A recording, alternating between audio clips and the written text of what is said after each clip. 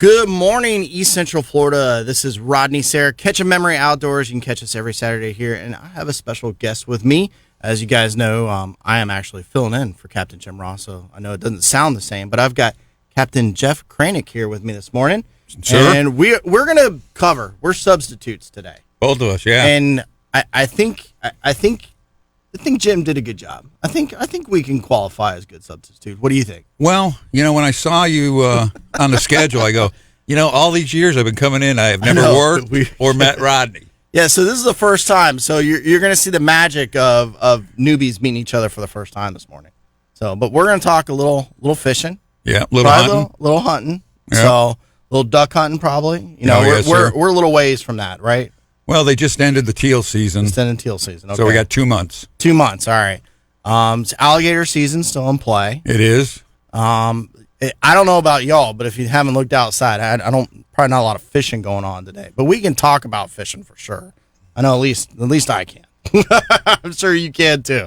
Jim is actually hunting. Yep. So I'm sure we'll probably get a quiet whispering call from him at some point today. But I know he's up, and we're trying to figure out. We honestly don't know where he's at. He's kind of MIA. We think he's in the North or South Carolina area, somewhere up there. I talked to him 2 days ago, and the weather had him at the dock, and he was getting ready to go this weekend. Yep. So, and for those of you, if you know Jim personally, he is ate up with the deer hunting stuff. Yeah, ate up with it. So it's when you start talking to him about hunting, he gets all like a little kid talking about it. He's all excited. I know. He told me he shoots his bow 2 to 3 times a week, just to get prepared for hunting season, for bow season. I'm like, man, that's crazy. That's crazy. That's awesome. I mean, he never gives himself enough credit for what he does. It's like he got a new AR-15 type platform. Yep. And with his precision rifle, he's used to getting a group almost touching each other at 100 yards. And he was getting pie plates and was very frustrated with it. With iron sights at 100 yards, I go, Jim, iron sights at 100 yards. I go, most police departments, that's a big pass right there. Right. If you're in the pie plate at 100 yards with iron sights or even an aim point, red dot, you're in good shape, buddy. I think I've known Jim for about 15 years, and ever since I've known him, he doesn't do anything half-heartedly. No. If he gets into something, he gets into something. I mean, I won't go in his past, but, soccer back in the day, all that stuff. Like, he doesn't do anything lightly. So, fishing, he's probably one of the best people I've ever been on a boat with when it comes to the fishing side. Numerous awards. It's all over the place. So, it's... he got into the hunting thing. It's full on. So yeah, I took him duck hunting for the first time, I think 4 years ago. Yep. He lost his mind. Yeah, I know. He goes, I need to get a duck boat now. I said, Jim, no, you don't. Keep it simple, stupid. Yep. So, I know we were talking about boats and stuff. We mentioned it earlier. Wife kind of wants an airboat, but we decided until we have a place to store it without having to pay, we're going to wait. But it's, boats are a little bit of a habit. I walked on the side of the yard and realized, between paddle boards, canoe, I have a little pond hopper, and then my bay boat. I was like, I have too many things that float, like literally. So, but I was not trying to up you one, but don't come into my backyard. Well, I'm in a neighborhood, so I can't have anything too big. So the boat has to stay at a storage place. Yeah. So, but everything on the side yard and but gotcha. It's a lifestyle when we get into it, man. Is. It's I'll be honest with you. I was thinking about it yesterday, and I work in the fishing and hunting side for occupation wise, and I'm looking at the schedule. I'm like, crap, I got to go up to a trade show next weekend. I'm like, this is like a 2-week span of not fishing. I'm like, man, looking at him. All right, when can I might have to take a day off and get out on the water when I get back. I mean, first off, the weather right now is absolutely horrible. And totally crap. I'm going to do catch conditions later, but it's kind of pointless. I'm like, honestly, looking at it, it's an east wind, and you're going to have trouble fishing in the inlets even. So I had trouble driving up 95 from Palm Bay. Right? It's going to be ugly today. And it looks like it's going to be ugly for a good part of the whole week too. But, we'll talk about a couple different things. We're going to have, Orson's going to be calling in. We got some important stuff coming up, in regards to our red snapper fishery that we'll talk a little bit later. But so what are you in preparation for right now in regards to the whole, so your big thing is duck hunting. That's your main passion, right? Correct. Yeah. So what are you preparing for now? I know you just mentioned earlier teal season's over. I don't normally do teal season. Okay. Just and I've taken clients one time in like 31 years. Okay. And that's just because they were in for a trade show and they wanted to go. Yeah. They wanted to do something. We actually shot some ducks, but teal aren't here yet. Gotcha. If they are here, they normally show up this weekend. Gotcha. Okay. So I tried to get a hold of John over at TM Goodwin, and we just played phone tag, but they didn't have a good teal season over there either. Gotcha. Okay. So what is the next opening for ducks? Like what's going to be Saturday before Thanksgiving? Saturday before Thanksgiving. That'll be the first phase. Okay. And it'll close the Sunday after Thanksgiving. Gotcha. And I think this year we only get a 5-day break, not a 2-week break, and then we jump right back into it. Okay. And that's going to be when that first phase, is that all species or is it certain species that open up different times? All species. Then as the season progresses, like bluebills, up until a certain point in January, you're only allowed to kill one bluebill. Gotcha. Because the numbers are so low still. Yeah. No, it's. And then after that, you're allowed 2 per day for the rest of the season. I think it's 20 days. So our regulations, because it's different on fisheries, are regulations specifically controlled solely by FWC? No. Okay. Feds are involved in it. Feds are involved in that one. Are they doing a good job? Is it? I hate saying that. I really do. Like the younger me would be like, "Oh yeah, I believe they're going to take care of everything." Right now, I question all. They do. They do. Okay, that's good. The biggest problem I foresee, that I've had a hard time with over the years, is they set the schedule for the following season in January while the season's still going on. And I was kind of shocked that they cut back blue-wing teal this year. They said the numbers are down. But the whole program, when it comes to the feds, all goes on the greenheads, the mallards. Gotcha. So, and some of the other species aren't taken into account. Okay. But, makes sense. We've been on a liberal season, 60-day season, for as long as I can remember now. So, gotcha. Thought a couple of times that they'd drop it back to 45 days, but they haven't. Okay.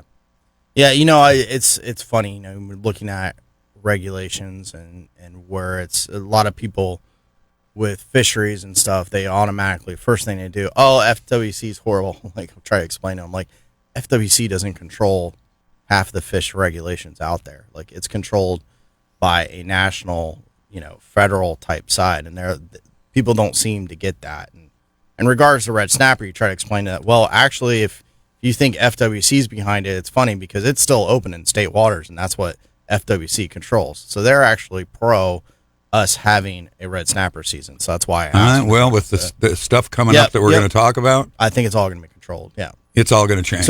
So if we have any listeners on the West Coast, you already know this. I primarily cover the West Coast for a large fishing brand, and they have extended, since the state took over, they have extended the red snapper season to the longest season it's ever had since that started. So the state came in, because the state is going to look at it not just on the fisheries side itself, but also the economic impact that it has. Because the more the economic impact, the more monetary funds that can come in to also help in regards to building those populations as well.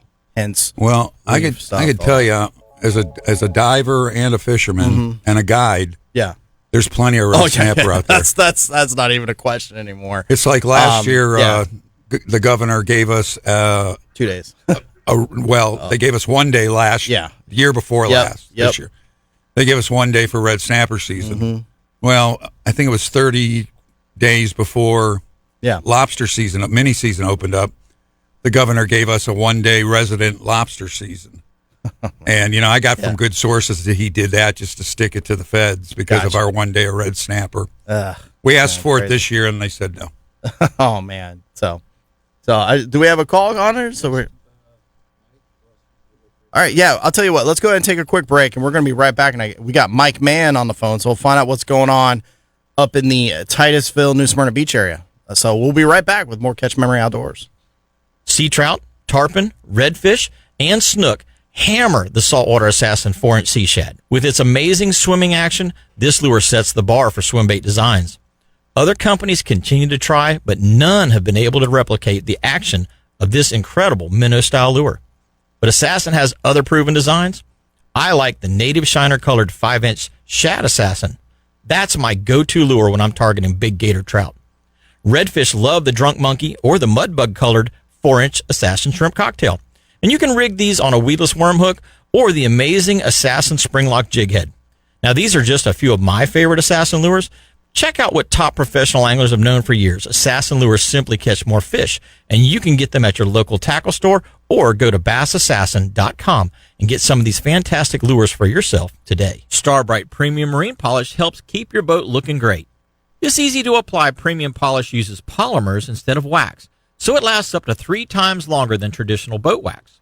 The polymers in Starbright Premium Marine Polish are also easier to apply, block UV rays better, and help keep fish blood, slime, and poop and other stuff from sticking to your gel coat. Starbright Premium Marine Polish isn't a wax, it's a sealer. It's safe for all fiberglass, paints, and polished metals. You won't believe how awesome Starbright Premium Marine Polish will make your car or truck look too. Wax is for surfboards, not boats. Protect your boat with Starbright Premium Marine Polish. All right, guys and girls, welcome back to Catch Memory Outdoors. We're going to go straight to the phone lines. We got Captain Mike Mann on the line. What's happening, Mike? Good morning, Rodney. How are you today? Man, I'm staying nice and, Dry? almost dry and almost a little bit warm this morning. To say that. There's a little bit of that. It's almost, well, it is fall technically, but we're in Florida. It's almost that feeling when you walk outside. It's like, it's dark, gloomy, a little windy, and a little bit of a chill in the air. Just a little bit.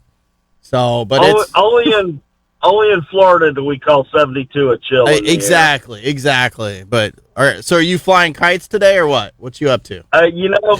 Today I'm off. Tomorrow I'm hoping I can get it in. It's the forecast has been kind of a little misleading because I went fishing yesterday and it was windy. Yeah. Don't get me wrong. It was not pleasant on the wind side, but no rain. Never got any rain. Yeah. Got off the water. Got a few drops hit trailering home, and we've had a lot of flow into the lagoon from this big storm surge we've had. Yeah. Which has brought the water back up, and it's starting to clean it up again. It kind of gotten dirty last week from. Last week we were in the 90s almost every day. I know. Or upper 80s, and it brought that water temperature back up to 90 degrees, and the algae kind of kicked off again. And so hopefully with this, now the weather we're into, hopefully we're going to get clean water and keep it clean and get back, because I was having some great sight fishing right before the algae bloom kicked in last week. I got out yesterday and got a few on top water. The sight fishing, I was able to see a few, but it was tough because, it was 18-knot winds out of the east yesterday. So when you saw them as you're going over them. Gotcha. I was going to say, you didn't have anybody fly fishing for sure. So No. I just looked at the next 14 days. I don't think I'm going to have any fly guys for at least 14 days. Yeah. I keep looking, it's like 10 to 20, 10 to 20, 10 to 20. I know. I'm like, the storm's coming by. Oh, it's going to, it's going to be awesome after the storm. I'm like, ooh. Like, it's not going to calm down after the storm. It's going to be rough. Holy crap. So. Yeah, and on my personal fishing license, I got I got drawn for the red snapper. So I got 3 days I can go out, and each day I can keep four. I can keep 4 red snapper, which is awesome. Yeah, it's crazy because if you got one of the tags south, you can only keep 3. It's so weird. It's very odd how they did it this year. But yeah, or this go around, I should say, on it. yeah, you can keep 4 up there. So yeah, I know. Yeah, we gotta get some weather to go. yeah, right now, there's 10-foot seas. Yeah, exactly. So water's going to be churned up for a while afterwards too. So it might be 3 back-to-back days. I might be going. Yeah, I'm going the next 3 days if we ever get a little spell with some light winds and flatten it out there. And so I went out last Saturday because it started blowing on Sunday, and I got offshore and listening. I didn't get as far out, but listening to the radio, it didn't even start to clean up to about 120 feet, and I was on one of the reefs, and there were fish there. There were plenty of king mackerel there, but the water was definitely not clean. So it's like, that's the problem when it blows and you get those kind of waves. It's going to be dirty for a while. Luckily, the red snapper will still eat in dirty water, and they're still there typically. So, yeah, typically what I'll do is when you get the really dirty waters, I drop down a little more stink bait rather than something live sometimes. Yep, exactly. And that'll bring them in. But it's. I think for the last 3 or 4 years, we have had some kind of weird weather event for the mullet run. Yeah. Every year. I mean, 2022, we had 2 hurricanes. Yep. 2023, we had no hurricanes hitting us, but weird offshore weather.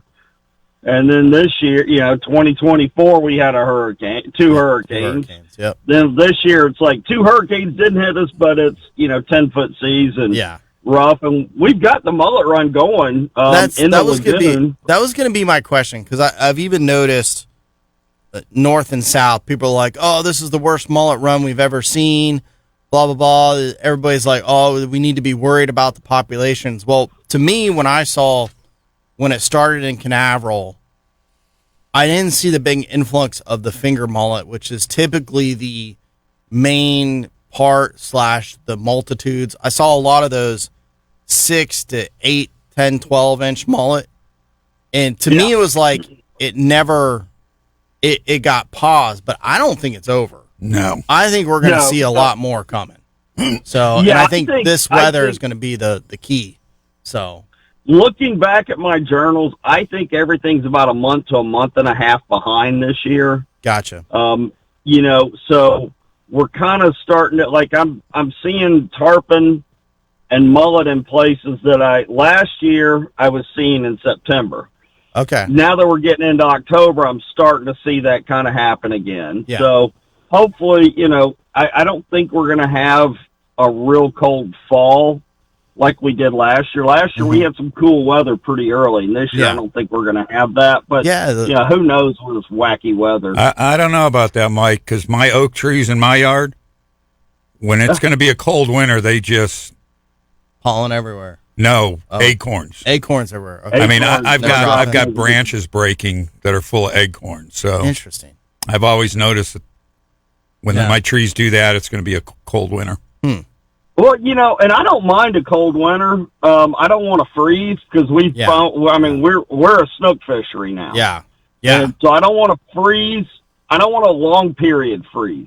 Yep. I'm okay with 2 nights in the low 30s, bumping that freeze line. I don't want a week of it.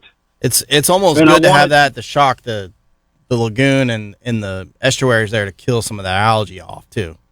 So it is good to have a little bit. We don't want what we had in 2010, 2011, where basically it went from 70-degree water temperature, and in 3 days it was down in the 50s. Yeah. We don't want that. 13 straight nights of below freezing. What's that? It was 13 straight nights that we had freeze warnings here in Central Florida. Yeah, we don't want that, but we want a couple of nights with freeze warnings, and I don't mind 2 or 3 nights back to back with it, as long as it doesn't get that deep water freeze. It's below the temperature the fish need to survive, and that's kind of it. Once that 9-foot zone, once it starts getting too cold for them, then you start having the kills. Well, I'm still hoping. I think looking at the ocean temperatures, we're still in the 80s. on the beach side. And to me, that's a big sign right there that it's not technically mullet run time yet. So, I mean, this was the first year that I can remember in a long time where opening a snook season, we had mullet everywhere. Like, it was like, whoa, this is, I don't remember this. Normally we got a couple of weeks of, trying to fish for snook without mullet everywhere. So, very interesting to me. And I still think we're going to have more of a run to come. So there's a lot of bait down in Sebastian on Vaso. Yep. That's what I've heard. I've heard down in Juneau and stuff too. There's mullet even in the inlet on the surf side down there, but it's not really moving yet. So, well, and with this wind, it's kind of hard to judge how much mullet there actually is because there's so much wind chop. But I know I made one cast yesterday morning to get some bait fish, and I think I had, just blind casting in the chop, I think I had 8 mullet in there between small to medium size. So, typically this time of year, if you've got light winds, you can see it. You're seeing them get blasted. Yeah. And on the leeward side, you can still see that, but the wind's so strong that there's not much leeward slick area. Yeah. I mean, it's blowing right through. Well, I'll tell you, everywhere I've been, I felt like trying to catch a small enough mullet to use has been tough. I threw the net last Saturday at the tip of the South Jetty, and I mean, it was some of the biggest mullet I've ever caught. I'm like thinking, all right, do I want to throw these in the fish box for some of my buddies who want to smoke them, or do I just let them go? Because they were giants. I'm talking, these things were probably 18 inches. I mean, they were gigantic ones. So I put 3 in the well just in case I wanted to put one out. What are you fishing for, marlin? Kingfishing. But no, the kingfish will be one of the big ones, but it's hard, man. It's That's when you got to put a stinger hook in them. Well, I definitely do, but I've found on the kingfish side with mullet, you'll get some bites, but it's definitely not the consistent bite using other baits. Even if you use a bluefish the same size as the mullet, you'll get that bluefish will get eaten way faster than that mullet, and I don't know why. I've not figured that out. And you get a lot of fish will skyrocket on a mullet because I feel like they miss them a lot too. So it's interesting, but. Well, yeah, I think we're still going to have a mullet run, like you said, Mike. And, I think if we, get some better water in there, I think you're going to have some really good sight fishing coming up. So Yeah. I mean, the water, I've already seen it cleaning up. And it dropped from 90 on Friday last week. It was 89, 90-degree water. Yesterday, the lowest I saw was 78 already. So, holy cow. Wow. Yeah. So that's a pretty good change. It's, between the rain and the push of the surf coming in and just cooler temperatures. I mean, yesterday at, I think, 3 in the afternoon, I was running to the bank and I looked at my temperature gauge on my truck and it was 74 degrees. So, are you starting to see the shrimp starting to pop up too then? Yep. Saw some shrimp popping yesterday morning. Actually, as I threw the net, I saw shrimp popping too. So I didn't get any in the net, but I saw a few. But we've had shrimp here almost all summer long. I mean, I've been catching shrimp every morning that I'm throwing the cast net for bait. And catching a dozen or so shrimp just as bycatch. That's nice. It's always nice to have. Well, cool. It's like, okay, cool. They're not huge ones, but back in like July, I was catching some almost eating size ones, but they were great hook, put on the hook fish or shrimps. So we'll see. I mean, I'm expecting a really good fall of fishing. October's starting to book up pretty good, and November's getting a little pop here and there. So very cool. I want the clean water. I've already seen schools of redfish, little small schools of 30 to 50, and they were spawning last week. Really? Yes, they were. I got the same report out of the port. Interesting. So. Yeah, I was finding schools of that upper to over slots, and they were daisy chaining, and they didn't move off real hard. You can sit there and watch them for a little while, and if you threw a shrimp in them, it got eaten. But if you tried pulling any soft plastics to them, they just moved off away from it. So it was definitely happening last week. And I think we got this next moon coming up. We'll probably have some still going. And, there's a lot of redfish in the lagoon now. That's awesome, man. That's great to hear. I know Yeah. the redfish, for me, it's trying to snook fish in the port. I've been catching more redfish than I have snook. So a lot more. I'd probably say 3 or 4 to 1. But that's been interesting for me. So a lot of the redfish in other areas that haven't had the grass come back as well as we have, a lot of those redfish, it's not like they died. It's not like they all got caught. They just moved to other structure. Yep. So they've moved to the docks. They've moved to the inlet. So there's a bigger influx of those river redfish that, we've always had, but they were kind of always more of a big school of the breeders that would move in through the inlet and hit the bridges and stuff. Now they're slot size. I was going to say, caught a lot of slot fish lately. So yeah. So they're I say slot even though we have no slot down here because you can't keep any of them. But what used to be slot, but so those guys, the ones that haven't moved back into Mosquito Lagoon system are still staying in there because they found, well, hey, I can hang here under this dock and I can let food come to me, and I just have to hang out in the current behind this piling and wait till a crab comes by or a bait fish comes by and I'll eat it. So how's the trout fishery been in there? I haven't talked to many people in general that have been trout fishing up your way. I've heard Sebastian's been really good lately on big trout. We had this summer, it was big trout, especially if you had some guys that wanted to keep some trout. Once you got that 19 over 19, which was really easy, that was usually the first or second fish of the morning. It was hard getting anything smaller.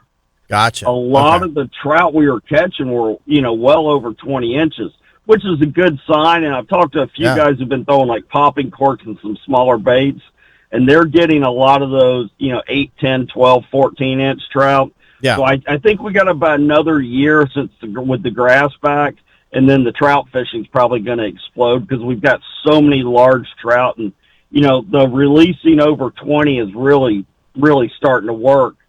And you're seeing, the catching a lot more over 20, which those are big spawners. And as those continue to spawn, we should have a pretty excellent trout fishery. I'm not going to lie, man. I won't even keep a trout anymore. After the worms and whatnot, I'm like, forget it. They're fun to catch. I'd rather just catch them, release them. So in the lagoon system, I basically keep 3 fish. I keep flounder, snook, because I love snook, and I don't know how long we're going to have them up here. Yeah. And I'll keep mangrove snapper. Yeah. Yep. Other than that, the redfish, the trout, the black, you can't keep the reds, but the trout and the black drum, I pretty much let go. Yeah. There's too many good, with having 2 boats, there's too many good blue water fish to eat. Yeah, there's plenty of other stuff out there. So, well, hey, Mike, if somebody wants to get a hold of you and book a trip, in October, November, try to get on some of these sight fishing trips, how can they get a hold of you? Yeah, I've got days open in October and November. You can call me at area code 386-295-5991. You can write to my website, fatfishguide.com. Follow me on Instagram and Facebook, CAPT, Mike Mann with 2 N's. Guys, hey, we don't have to do sight fishing. Don't let the wind scare you. It's actually really pleasant out there. We can throw some chunk bait. I think my best day last week was 23 reds and 8 trout all on chunk bait. So nice. It was a good time. Nice, man. Well, hey, man, you have a good day, and good luck to your dogs today, as they're going to need that a little bit. Go down. Yeah. What do you do? What do you don't? We're back at home. Let's see if we can look better than we did last week. There you go, brother. Well, hey, enjoy your weekend, and we'll talk soon, bro. Thanks, guys. All right, Catch a memory. All right, Jeff, we're going to take our next break, and we'll be right back with some more Catch a Memory Outdoors right after these messages. We love to kick back and relax at either of their waterfront locations with a cool tropical frozen drink and some of the freshest island-style seafood around. Grills is known for its fantastic food quality, like their bacon-wrapped scallops, shrimp Cuban sandwich, or one-of-a-kind Bahamian fish chowder. The Tiki Deck features some of the area's best local bands throughout the week, plus Grills has a fantastic breakfast menu, too. Chill out at Grills' original location in the Cove at Port Canaveral, right next to Sunrise Marina, or check out Grills' Riverside location on Highway US 1, just north of the Pineda Causeway. Go to www.grillsseafood.com for more information, and remember, it all happens at Grills. Nobody likes to pay for insurance, but you have to have it. So do what I did. Go to Petrucci Insurance.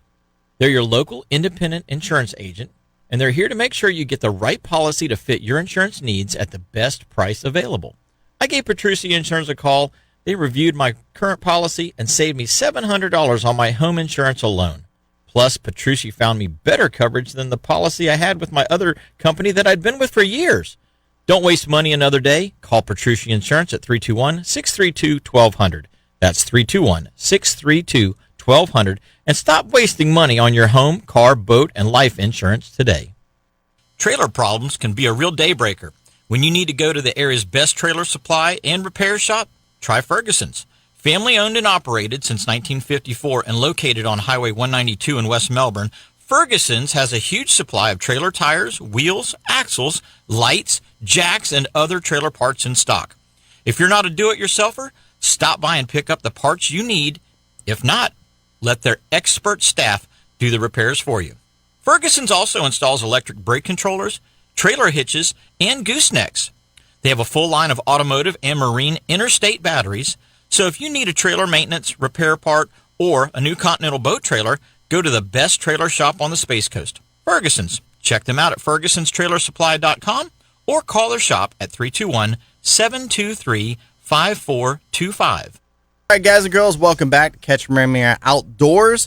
This segment is brought to you by Direct Graphics. Hey, if you're in the position that you're ready to start marketing, doing some different stuff for your company, whether it be wrapping your vehicle, whether it be business cards, any of that kind of stuff, give Direct Graphics a call at 321-631-1001, and they will hook you up and take care of you. So, all right, well, we're just talking about South Florida water management, and I hate getting on the topic of like all the time of government affecting our outdoors and our waterways and hunting and everything, but that is definitely one that water down there has completely changed after everything they've done and the development. So I cover from Crystal River on the West Coast all the way down to the Everglades.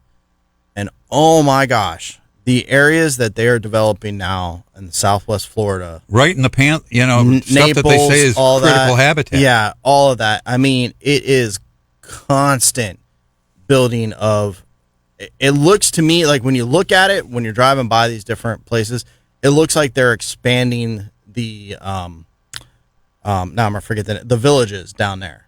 It's you drive by a giant RV like storage / place, and then there's this giant golf community right next to it, and it's like, holy cow!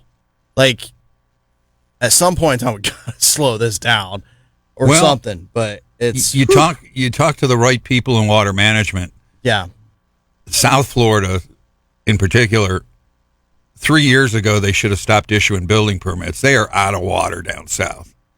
Yeah. I mean, they can't even get the aquifer to fill up, and the restoration projects, it's just putting lipstick on a pig. Mm-hmm. Not that they're not needed. Yeah. And their hearts are in the right place, but the developers are tearing the heart out of the state. Yeah. And we have the same problem here now. We have saltwater intrusion underneath 95. Yep. A lot of these bigger housing developments are told you need to up your ponds. Yeah. You need to make them bigger. You need to make them deeper. Yeah, it's sad seeing some of this stuff. I mean, I live in Oviedo, and I remember high school, which seems like yesterday, but it wasn't that long ago too. There was nothing in my town. I didn't live in Oviedo when I was younger. I lived in the town next to it, Winter Springs, and there was nothing but cattle ranch type stuff all through Oviedo. And now it's apartment building or apartment complexes, more housing, 0 lot line houses, and it's like, holy cow. Like it's just. We were talking about it on the break or before the show. Yeah. When I moved to Palm Bay in '85, we still had orange groves and cattle pastures. Yep. I mean, a lot of the roads out west of 95, even some of the main roads, I mean, we're still dirt in '85. So. Well, I don't want to get on that too much, but we were No. just talking about that, and don't want to be all gloomy and things like that. But Just you know, to finish it's up part on of the it. water management topic. Let's see. Tuesday, the 21st, at the Palm Bay office, will be the second RAC meeting Okay. for St. John's. All right. So if you want to know what's going on in the St. John's and a little bit in the Indian River, you guys need to make these meetings. Yeah. I represented Ducks Unlimited and the Guides Association, and like 20 years on their RAC committee. Okay. A couple years ago, I've told this story before. I walked away. I said, guys, I've had enough. We need some of these kids to step up, you know. And I wasn't at the meetings for like 18 months, and I found out nobody's going. They don't care. Yeah. Yeah. Because the way that they were taught, there's this YouTube generation. They don't have the mentors. No. They don't think you're relevant unless you're got a TikTok channel or a YouTube channel. Yep. And I came back to one of the meetings about a year and a half ago, and they said, Jeff, you said you weren't going to come anymore. And I stood up and said, well, I don't effing want to be here. I said, but nobody else is stepping up. Yeah. So you got to show up to these meetings. Yeah, it is sad to see I love that we have a really active younger generation as far as participating in our outdoor sports, fishing and hunting. You know, I remember as a kid, there was no such thing as a high school fishing team or college fishing team. Now we have all of that. And I mean, honestly, like, it's kind of cool to be outdoorsy, where back in the day it was not the case. But that comes with some responsibility too. And if we have any young listeners out there, I encourage you, you know, first thing is you got to respect the guys that came before you. You know, I've been very fortunate to have some really good mentors. Captain Billy Bright, you know, George Polveromo, some guys that, you know, I've known for a long time that have been around the industry and the fishery and kind of know, well, first off, they know what it was like and they know what it is now. And that's why I think they have a little bit of fear of what it's going to be in another 10 years because of the drastic decline and so much in the last 15 to 20 years. So, you know, we really need to take that into perspective with what's going on with our fisheries, our hunting, honestly, just this property to hunt in general, whether it be public or private. I mean, we're losing land left and right, so there's not even going to be private hunting before long if there's not something done. Oh, there will be, but the lease is going to go from 10,000 a year to 20. Yeah, exactly. So it's, you know, we got to pay attention to that and understand that is a responsibility of us partaking in what God gave us.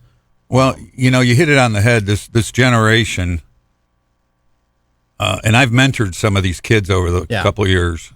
Well, probably the last 10 years. When we were growing up, like you said, we had mentors. Mm-hmm. I had mentors, especially with waterfowling, with the tradition. Yeah.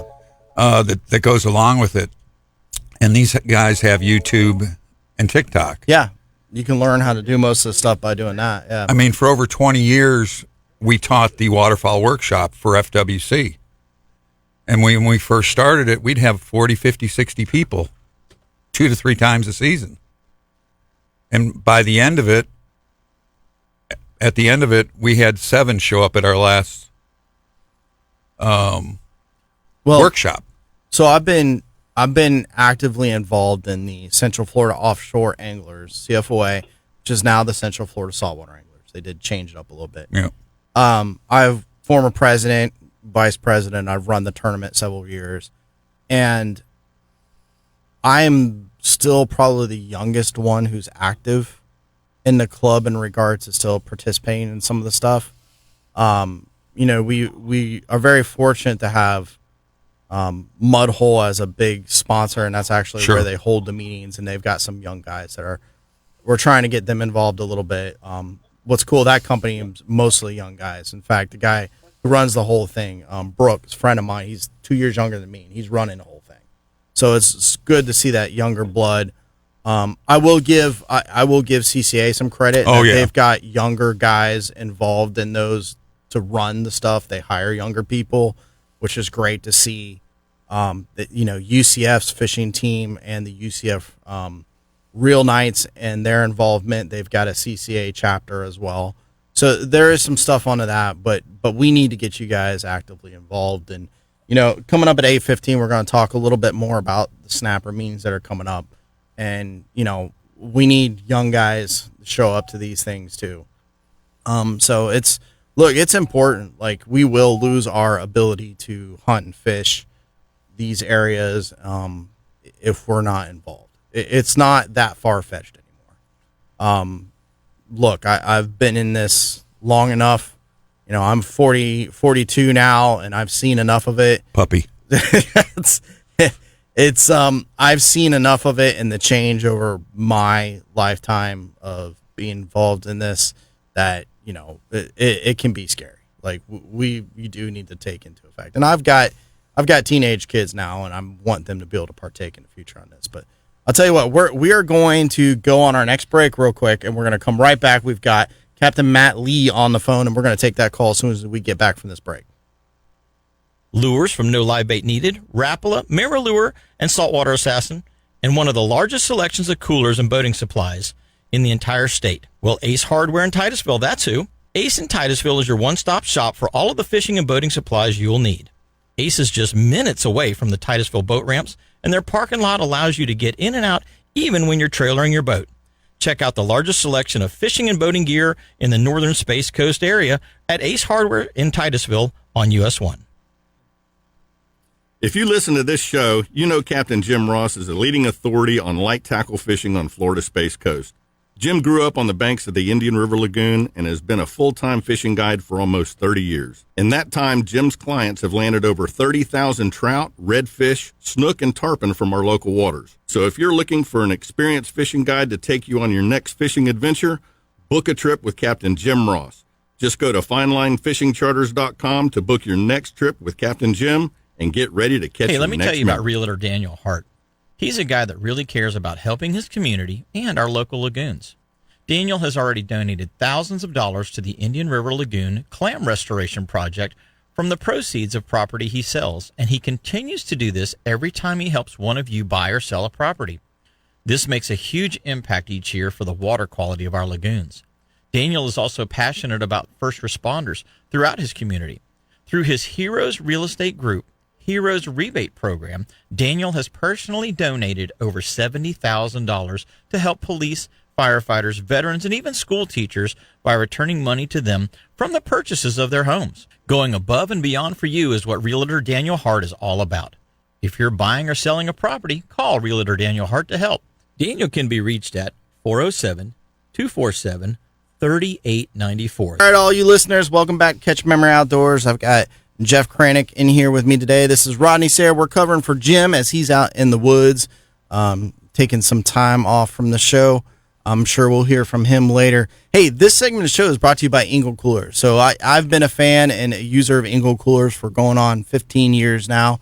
If you are in the market for a heavy-duty roto-molded cooler or just a really nice high-end cooler with their new Ultralight 65, make sure you check out Engel Coolers. You can go to engelcoolers.com and check out all the wonderful products that Engel has, and they've been a great sponsor of the show for a long time now. So we appreciate those guys. So we're going to go straight to the phone lines. We've got Captain Matt Lee on the line. How's it going, Matt? Good. How are y'all this morning? Hey, man, we are holding down the fort. You know, we got our parachute pants on to go back out afterwards in this wind and kind of. No kidding. It sounds like it's going to be a couch day and college football day for most people today. Can't wait. Yeah, I hear you. I fished yesterday in a high wind, buddy. And Oh, it was man. Let me tell you something. You didn't have to throw very hard. That thing can go about 150 yards.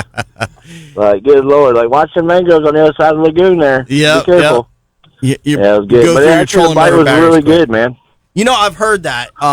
Even Mike Mann was on the phone earlier and said that he's been doing really good, just even chunk fishing in the lagoon, Yeah, catching redfish and trout. So yeah, the water is super sky high. It's Yep. super, super, super high, and those fish are they're just stacked up on these banks and stuff, and they're eating. We did good on topwater last week. We did good on popping cork still. We've done good on chunk. We've done good on chunk ladyfish and chunk mullet.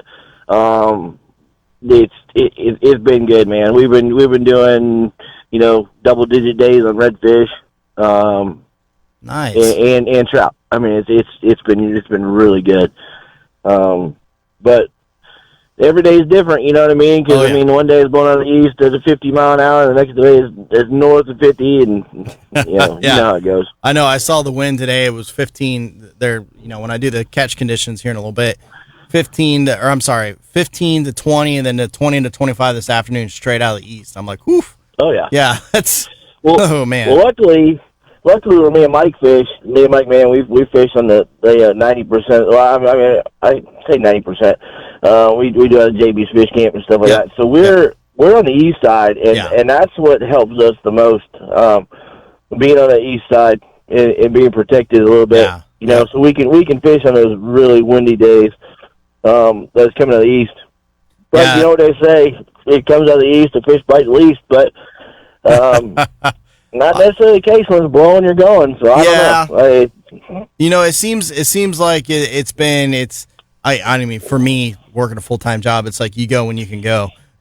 It doesn't matter what direction the wind's going. You just got to make do with what you got. So, but I'll tell you though, it's actually pretty nice though when it is blowing like that, because the boat traffic goes way down. Yep. You know, I always tell my wife too when we're going out. I look forward to a couple things. If we're fishing on a Sunday after church, I said you wait for football season to start, and there's less boats out there. And Saturdays you wait for it to be a little bit nasty weather. So even if it's raining or whatever, I'm still like I'll go. I don't care. Hey man, the fish are already wet. They don't care. Yeah. But this morning I'm up in Georgia, and we're going to do our last preparations for gun season here up in southeast Georgia. There you go. So we're heading to the club right now to have a meeting and put out some corn and all kinds of good stuff we've got to do before the season opens. So hopefully we'll have a good deer season this year. Appreciate it, man. When you get back, if someone wants to get a hold of you to book a trip, how can they get a hold of you, man? Give me a shout at 386-214-3530. We'll get you out there and put you on some redfish. All right, perfect. Thank you, Matt. Appreciate it, man. Thanks, guys. Have a good day. You too, man. Bye. So, yeah, I mean, with this weather, man, rain or shine, it's like sometimes you just got to go. So, you could tell things are changing and people are moving into the area when you show up at 5 o'clock in the morning at a boat ramp on a Wednesday morning, and it's almost full. On a Wednesday. It's always like when I'm playing hooky or whatever, which with my schedule, it's like if I work a weekend, which happens a lot, I may take a half day or go early in the morning and fish till 8:30, 9 o'clock, and then come back. And it's like you look around, like, I know I work, but like, does anybody else? Like, it's like, what's going on? No, they don't. They're retired and moved down here. Man. And there's a lot of them should have sold their boats before they moved down here. I had this conversation. A guy saw my tag on my truck and said, "Are you a guide?" I said, "Yes, sir." And he goes, we started chatting. He was telling me about his boat, and I said, "Sir, I don't mean to burst your bubble or anything, but you're going to have a hard time trying to find a mechanic to work on that IO." Oh. Yeah. There's signs out everywhere on a lot of these shops. We do not do IOs or personal watercraft. Yep. And we this summer we towed one back to the dock. It ripped his unit right off the lower. It was gone. So. Well, I will say, and I was having this conversation with someone last week about boat etiquette. So I am not a captain. Medical reasons, I can't get a captain's license. So I'm not a guide. I'm not a charter captain. I have commercial fished in my past. I've owned permits or leased permits and done that. But when I'm out on the water and I see a charter or captain or even a commercial guy, I don't need to get right up on them, fishing, and I'm talking mainly kingfishing on this. I can stay out of those guys, and commercial kingfish guys, or where they're going to be doing a circle. You can stay away from out of their circle and still catch fish. You don't need to get right up on them. You know, my philosophy is they're making a living. I'm out enjoying myself. My boat is a toy, not a tool. So, you know, that's how I look at it. That's their tool. Like, they're out there working. With that being said, there are some etiquettes even outside of that. I literally on Saturday, and I had to hold my tongue, but I was fishing on a very common reef, maybe 6 boats on the entire reef. This is several miles long. And some guy literally pulls up. I was fishing between 2 ledges, very small area, basically figure eighting through them. And I was getting bites on one certain spot. And this guy literally comes up and at like a 27-foot sea hunt and spot locks dead in the middle of where I was fishing. And I don't even know what he was doing. He had some lines out the back, but then, and he had some ladies and some kids on the boat. But man, I was fishing right there. Like, I had been fishing there for about 2 hours. I had not left that spot. And he came running, and I'm like, and he shut the bite down doing that. I never got another bite after he came in and did that. And I was 1 fish away from my limit too, which was what frustrated me. I was like, at that point in time, I just left the whole reef. I'm like, forget this. But you want to give me those numbers here real quick? It's not a secret spot by any means, but it's like, come on, man. Like, it's one of those things where, you know, you got to have some common decency too. But not only fishing, but at the ramp. I got into a discussion with a new resident. He had one of those Sea-Doo jet boats. And there's a ready area to get geared up in the parking lot. No. He swings around, starts backing up by himself. Yeah. Right before he hits the water, he gets out and he starts pulling his ropes out and untying the boat. And I said, sir, I don't mean to be rude. But I said, if you were going to do this, what you're doing right now on a Saturday or Sunday, they will lynch you, or somebody will hook up to your vehicle and pull you out of the way. Yeah. What am I doing wrong? There's a stage. I'm a lifelong boater. What am I doing wrong? Well, we don't do it that way down here. Yeah. That's what that area is up there for. Yep. So I feel bad because, long story with my boat, I had some issues. I got hit on the way home from buying my boat. And lady only had $50,000 in property damage. So I had to cut some corners. So my trailer is not the greatest trailer for my boat. My boat will slip off of my trailer without it being latched on. So I have to leave my boat. I have to motor forward and unhook it. That's the only way I can get the boat off my trailer. So I can't unhook everything on my boat, but it takes me less than 2 minutes to take everything off of my boat. So you shouldn't be unhooking the boat until no, at least I agree. The butt end. Yeah, but even that, I have to wait until it's all the way down or it'll slip off. So it takes me a little bit longer, especially when I'm by myself, but I'm fast enough. But there's plenty of, every boat launch you go to, there's plenty of room for that. And I've dealt with the launch that's up at Ponce Inlet near the airport. Is probably one of the worst launches I've ever been to. One of the reasons why you've got a pretty fast current coming across it. And there's not many places there's not really an area you can pull up. There's only 2 small areas where you can pull up, tie off, and then go get your trailer.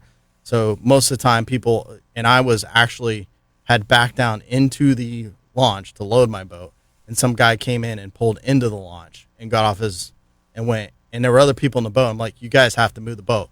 No, you gotta, there's like 4 or 5 cars waiting to back down. He's like, no, you gotta pull out and let him come down. And I'm like, what? It was like, you guys gotta learn some of this stuff. When I was younger, when I first started driving, I started towing a boat a week after I got my license. I would come to the launch either super early or late so that I could learn how to back up a trailer and do it all the right way. I never went in the peak time because I knew I needed to learn. Mm-hmm. So I went either later, and I remember it was Kennedy Point over in Titusville where I used to launch my little Wellcraft center console. And I'd go over there and I'd either come late, like around 9 o'clock, or I'd get there super early before anybody else was there. And that's how, and I learned how to launch my boat and do it all the right way. You know, the simplest thing, two things. You when you back up, you either back up with your mirrors, yep, or you turn around, yeah, over your shoulder. Yep. If you're backing into a ramp, you don't need to worry about both sides. Yeah. You pick one side, yep, and you keep that, because you know if you're good on this side, you're going to be good over here. Exactly. And you won't be snapping back and forth. Put your hand on the bottom of the steering wheel. If you want the boat to go left, you go left. You want to go right, you go right. Yeah. That's what my dad taught me when I was younger. Yep. So, but it does take a little practice. You got to. It does. So that's, no one's going to get upset if you take a little bit to back down. You know, some people it's like extreme, but you know, if you need a little bit of time just to back down, no one's going to get upset at you. So, but and if you don't have a mentor down here, I tell people go to the one-day Coast Guard course. One-day Coast Guard course, get involved in one of the fishing clubs. You got the FSFA out here. You got the CFOA in Orlando. You got the Halifax up at Ponce. Like there's fishing clubs you can learn. I'll tell you what, we took that call right away. So I'm going to go through the catch conditions real quick. This is brought to you by All About Archery.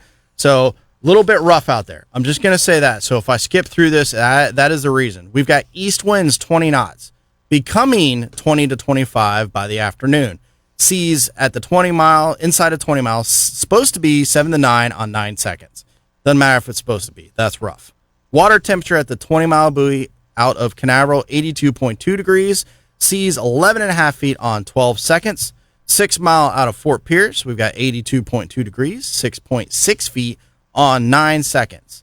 Tides today, Canaveral, low tide at 11:55 a.m., high tide at 6:16 p.m., and another low at 12:26 p.m. Out of Sebastian, a low tide at 12:02 p.m., high tide at 6:26 p.m., and another low at 1:03 a.m. I'll tell you what, it would be a really good night to fish Sebastian. That's about 9 o'clock. The tide's going to be turning. It would be pretty good fishing, outgoing tide about that. But so, all right, we are up on our mid-level break here. We are. Mid-show break. It's going by quick. So, all right. Jeff Kraynik and I will be right back after these messages. We wear the best brands like Reef, Mojo, Sperry, and Olakai, and now you can find them all at one really cool place, Go Native. Go Native constantly brings the latest styles to keep you and your kids feeling and looking cool year-round. Go Native is located right next to Ace Hardware in Titusville. Stop by Go Native and live the lifestyle. If you're a shooting enthusiast like I am, you have to check out the incredible lineup from Kel-Tec. Developed and made right here in Central Florida, Kel-Tec is a leading industry manufacturer of shotguns, rifles, pistols, and guess what? They're all chambered in common calibers that we all love to shoot. Whether you're a weekend plinker or you want some advanced personal carry or home protection options, Kel-Tec makes exactly what you need. Find a dealer near you or check out the entire line of Kel-Tec weapons, accessories, and apparel by going to keltecweapons.com. Your boat's upholstery looked great when it was new, but over time it gets dingy and stained. Starbright has the perfect combination for your problem. Starbright Ultimate Vinyl Cleaner and Ultimate Vinyl Guard. Starbright's Ultimate Vinyl Cleaner won't dry or fade your vinyl. It has powerful cleaning agents that blast away fish blood, grease, road grime, and more without harmful chemicals that ruin your boat's vinyl. Starbright's Ultimate Vinyl Guard is like a sunblock for your boat's vinyl cushions. It restores moisture and shine to sun-bleached vinyl without being slippery. Plus, it blocks harmful UV rays and helps keep your vinyl cleaner longer. Starbright Ultimate Vinyl Guard is great for plastic, rubber, and leather too. It's ideal protectant for trucks and cars as well. Use Ultimate Vinyl Guard on your car or truck dashboard, seats, and door panels. Heck, you can even use it on the sidewalls of your truck or trailer tires. Starbright Ultimate Vinyl Guard makes all your stuff look great. Batten down the hatches. We've got another great hour with Captain Jim Ross and this week's special guests. Welcome back to Catch a Memory Outdoors. Second segment of the show. It's crazy how fast this goes. It's nuts. So, but we'll see. We were just talking about we hadn't heard from Jim yet. So maybe he's got a Bambi near him right now. So he's trying to be all quiet. Well, it is archery season up there. So that's true. Yeah, I forgot about that. Yeah. So it's not gun season. So yeah, he's probably trying to be super quiet. So hey, speaking of CCA earlier, shout out to them. They put on a heck of a banquet last Thursday night. Okay. Which banquet was this? Which one? Space Coast. Space Coast. Awesome. I guess they have a new regional director in, I heard about that. Yeah. and because some events got canceled earlier in the year. But yeah, Blair and I went, and yeah, it was a good time. They probably had close to 200 people there. Nice. That's a really good turnout. Yeah. I know they're based in Orlando. I've been to their headquarters quite a few times. So, but I think there's one coming up. I don't know if it's the UCF one or Orlando one, because it's like we have two of them right there by me, so I never know which one. The award ceremony that was canceled last year, I think they're doubling up on them on the 18th here, right at 95 and 520. Okay. They're having the awards banquet there at the Holiday Inn Express. Interesting. Okay. So if you're looking to go to a CCA banquet, even though it is an awards ceremony, it's going to pretty much mirror their other banquets. Yeah. Gotcha. So now, is Blair is he going to do another clam get together thing? I know. I heard he was. I keep pushing them. We were supposed to go for October. Now we're looking at the spring. The spring, okay. I know I had talked to him about that a while ago, because my sister helped a little bit, and I told him I would do whatever I can to help out too. But people, it was a great event. Were you at the one at the park? Yeah, that was a great event. Yeah, it was awesome. I mean, I could not believe all the people that were there. I know, and it's nuts. I keep telling him, I said, I'm constantly getting asked when you're doing it again. Yep. So we need to get on that, Blair, if you're listening. He's getting hit up now. Well, I will say, to me, like, looking at all of that, like, man, like, it's working. I mean, the studies are showing that it is working, and I think it's a great idea. To me, it's a non-intrusive way of trying to fix a problem, and I'm hoping that we can continue to keep putting them daggone things in there. Well, I remember last year we were doing a release up near JB's fish camp. Yeah. And we stopped on a flat that 5 years prior was dead, flat. No clams, just shells. And the doc and Blair jumped in the water, and they were pulling up nice, good solid That's awesome. Clams, where 5 years ago nothing would live there. So it's definitely working. And, we're even seeing it during duck season. We tease Blair all the time. These bluebills, we're seeing larger numbers of them in areas that they weren't in 5-10 years ago, but were 20 years ago during the big clam set. Gotcha. And, last couple of seasons, we've broken the craws open on some of these bluebill, and they're full of clams. Full of baby He's clams. probably like, shoot more of them. We tease them all the time in the duck blind over it. I love it. Hey, Blair, they're eating your clams. Well, hey, it's cool to see that. Then I know Alex Gorichki has been working, doing a lot of the mangrove restoration, which is really cool. I know he's working with Star Bright and doing that, and then the red wines. So I love seeing, some of these guys. I'm not from here. I'm from Ohio. So but I've been down here, Columbus. Oh, okay. So, but I've been down here since I was, originally down here when I was 4, and then I've moved around and I've come back. But, I love seeing some of these guys that are born and raised here, how they passionate about what they're doing on that. So, and, even though we don't see them up here a lot, is the Rosen twins. Okay, yeah. With Mangear. Yep. I mean, those guys are just on fire. Yep. Doing a lot of plantings, a lot of growing. Exactly. And that's massive. We really need more of that. Like, I look in the port, and I don't think there's any mangroves other than a small section by the Trident Basin. I don't think there's any mangroves in the water at all anymore in the port itself. When there used to be back in the cruise terminal, there used to be a pretty good section of mangroves. Now there's none. So it's like, geez, like, we definitely need more of that for sure. Soon there'll be no public ramps either if they have their way. I know. I think that one's going to be a hard battle for them to win. But it's all money. But we'll see what happens on that. So we'll keep fighting that. I know, like, Alex Kritschke has been a big fight on that one too. So hopefully we'll continue to. Yeah, see he gets his teeth into something. He don't let go until he wins. Yeah, I know. He's a brute. I've had the pleasure of fishing with him several times too, and sorry about that. Ribbon fish. We've ribbon fished together and done some other stuff, but he's a good dude. I like him a lot. He is. His dad's actually pretty actively involved in the CFSA too. So I saw his name on the way slip or wayboard the other day. But so that's good to see. But well, we are, like I said, we're going to be talking after this next break. So we'll talk more on the red snapper thing. But so have you been out fishing much lately, or are you just inshore? Just inshore. How's it been for you? A lot of mullet around. A lot of mullet around down there. Fishing's been okay. No complaints. You know how it is when it comes to clients. They may hook up on a tarpon, but they're probably not going to land it. But my wife has, in the past month and a half, has hooked. She never caught a tarpon until she's hooked 2, and we've had leader touches on both. I did not get my hands on either one of them. First off, the first one, it was blowing, and I couldn't come off the engine because I couldn't. As soon as I went into neutral, we started blowing off the fish immediately. So I couldn't like stop and get down and try to grab the fish. But we touched that leader like 4 or 5 times. 80, 100 pound class, and then she just hooked one a couple weeks ago in the river up at New Smyrna. Like 7 boats stop and watch us. This thing ate a mullet and jumped in front of like 3 boats that were coming down the main drive there, and I had to start yelling at boats to get out of the way. And that one, I love when you hook them in the river because they don't go so deep.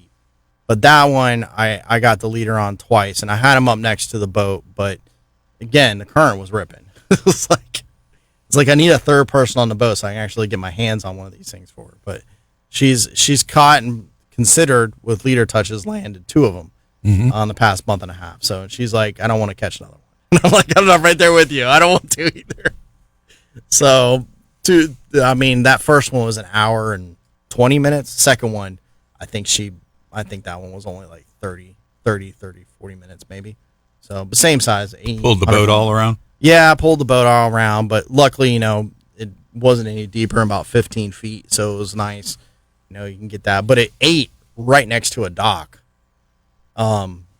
Just absolutely annihilated that and came out of the water immediately. And I'm like, oh man. But instead of going in the docks, I went out to the channel. So it was nice on that. But that was the only bite we got all day up there. So it was like, I tried to follow them. They followed the mullet all the way out to the inlet, but it was so daggone rough. I took 2 over the bow trying to get up to them. I'm like, yeah, forget this. It ain't worth it on the tarpon. But they both those fish have been up at Ponce. I know Jim, when I talked to him last week, not this previous week, the week before, he was on the tarpon real thick. He was having 8 to 10 fish. And that was a Thursday. I talked to him on Friday, and he said it was horrible. And I went Saturday, and there wasn't a single fish up there. Now, I didn't go as far north as he did. I found pogies, but I went out to the reef first, and then I came in about halfway to the false tip and ran the beach back, and I never saw a single fish. So it's been like you're on them. You're not going to be on them the next day. You're on them. Yep. We were laughing about that earlier in the week. Just it's tough staying on them. Yeah, it's fish seem to be moving. Well, out of the port, I feel like we've had a lot of issues with the dredging. Has really caused a lot of changes to the fishery right outside the port. I can tell you personally, it's been 2 years since I've caught kingfish in the buoy line. And I can tell you, I've still caught probably more kingfish in the mouth and in the buoy line of Port Canaveral than I probably have anywhere else. And I haven't caught one there in 2 years. And it is directly because of the dredging. Directly. The bait was a little bit better this year than it was last year, but it's still nothing like it used to be. It used to be pogies up and down the coast everywhere. Now it's like there's a couple isolated pods, and this year they've been spread out. They've not been balled up, so it's been a little bit tougher. But it's definitely changed. The dredging has caused a lot of stuff. But then I will say we've caught redfish and snook literally 200 yards from where they're dredging, like while they're dredging. So it's kind of an odd one. Kind of hard to follow and figure all that out. But that's part of what's going on. We got to figure out. I talked to guys down in the Keys, and one of the things that they're stressing is they've got to run longer, farther to get to fish even down in the Keys compared to what they used to. So it's not just here. So No, yeah, we were down there for 5 weeks this summer. yeah, And they're running deep into the Everglades or Flamingo or out to the reefs. Leaving the Loreline, fishing the channel. Yep.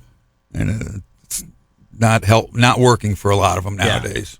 I'll tell you what, there's one place, and I know Captain Troy Perez has been going over there a lot, but I have a really, really good account that I'm close to over in Pine Island, St. Vincent City, and it's Pine Island Bait and Tackles, and I've got a pro staffer over there, and I've fished several times over there, and that fishery is awesome. That is an amazing fishery over there. The offshore stuff, too. The yellowtail mangrove snapper bite over there is just off the chain.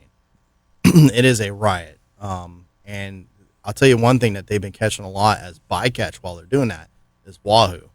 And they're catching some big wahoo. Really? Really light tackle. I got a picture the other day. No, this is 2 months ago.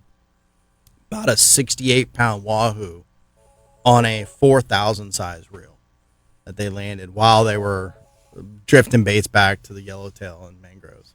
I'm like, man, that'd be killer. Take that reel apart and change the parts out on it. Well, it was great considering it's one of my reels, so it was awesome that we were able to say, hey, check this out. But I'll tell you what, we are actually going to go ahead and take our next break. And when we get back, we've got Orson on the phone, and we're going to go over some really cool, important news coming up in regards to our red snapper fishery here on the East Coast. So we'll be right back with some more. Yep, time to get involved. We'll be right back with some more Catch Memory Outdoors. Here's a fast and easy solution to clean them. Starbright Ultimate Extreme Clean. Just spray it on the spot, hit it with a deck brush, and rinse it off. Dirty vinyl cushions, greasy drips around your outboard, even those suspicious stains your fishing buddy always seems to leave behind, don't stand a chance when you squirt a little Ultimate Extreme Clean on them. Starbright Ultimate Extreme Clean works great to clean your grill and around the house. You can use it on your truck or lawnmower. It gets greasy stains out of clothing, too. Just spray it on any greasy spot, give it a light rub, and they'll look like new again. Make sure you pick up some Starbright Ultimate Extreme Clean and lose those greasy stains today. Assassin, the most trusted name in bass fishing, is also the top soft plastic lure brand for saltwater species. Sea trout, tarpon, redfish, and snook can't resist a saltwater Assassin 4-inch sea shad.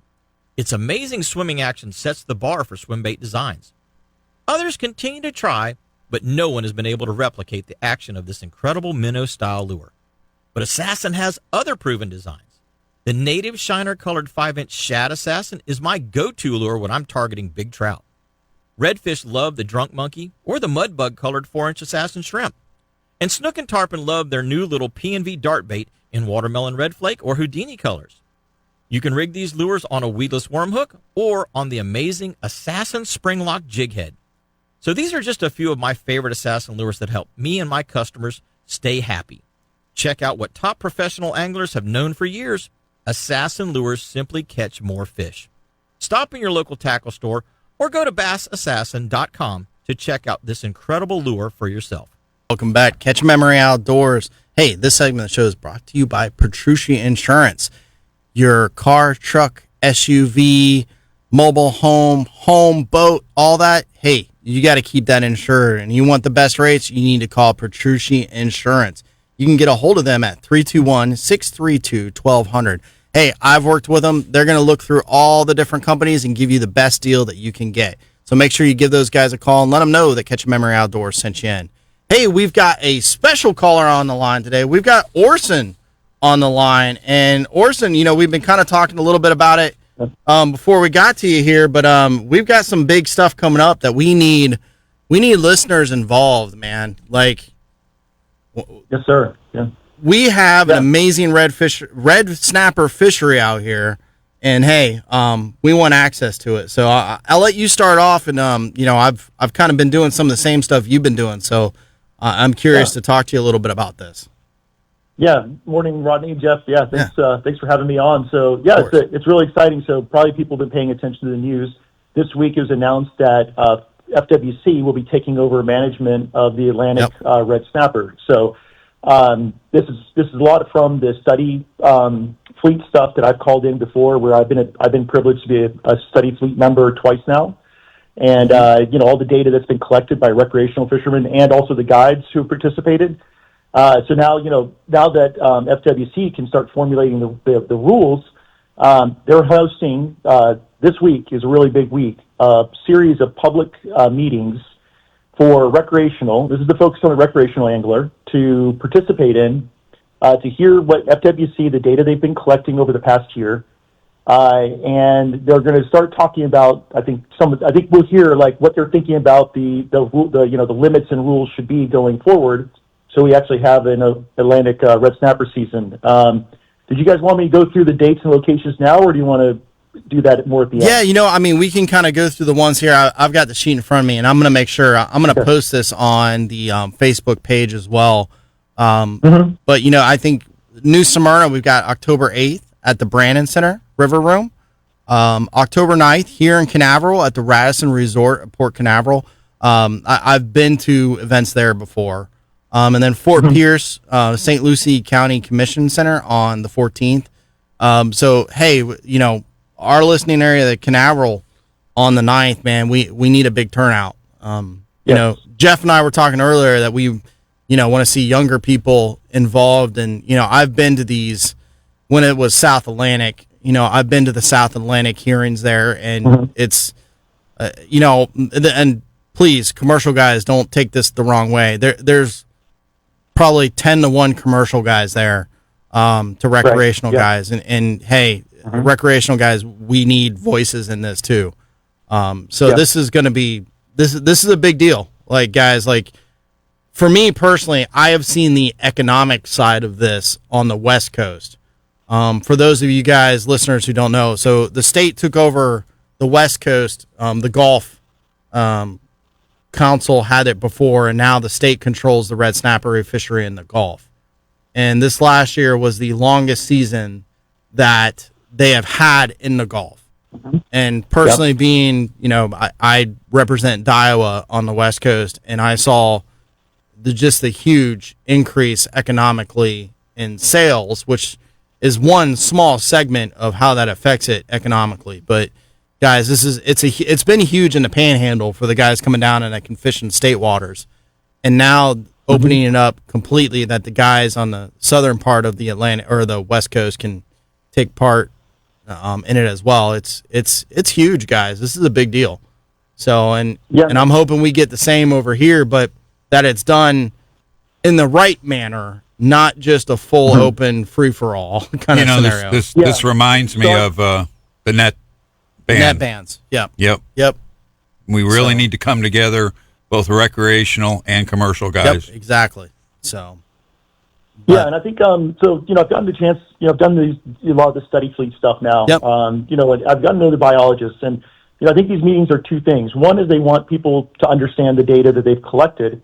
They want people to give input on the regulations, but more importantly, what FWC doesn't want to go down a path of is setting regulations where they become overfished again. Exactly. And then the feds step in and close the season again. Yep. So I think what'll be really good about people participating is understanding the limits is going to be so important, so they don't become overfished, and also that they're going to continue to collect data and understanding the process. There may be adjustments in the future, and now it'll be grounded in hard scientific data instead of maybe, no, I don't think did a good job collecting data.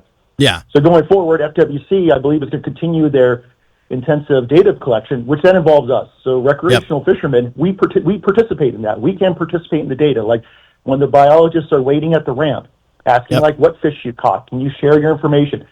Share it with them. Let them collect some data. This is all that allows them to make good decisions, because I think, like you just said, Rodney, like no one wants to go down the path of being overfished again. Exactly. All small fish coming over the railings. I went last Saturday with some buddies. And this is about bottom fishing, right? We're going out bottom fishing. We are trying to catch grouper and everything else. We caught only one undersized red grouper, and in a little over 3.5 hours, we caught 24 red snapper came over the side of the boat with 4 anglers, like double hookups. Yep. So there's plenty of fish out there, but the thing is like it also kind of makes me think of doing these trips. That is the first red grouper. That was the first grouper we caught on my boat in 5 trips. We didn't catch any other grouper, and we were trying to catch grouper. We were fishing in the right areas. We had the right baits. It's crazy, how many. There's a lot of red snapper out there. Is I guess what it says, because the grouper are not able to outcompete them because they got to be down there, right? Oh they're down there. What's the recommendation? The catch limits that are being proposed.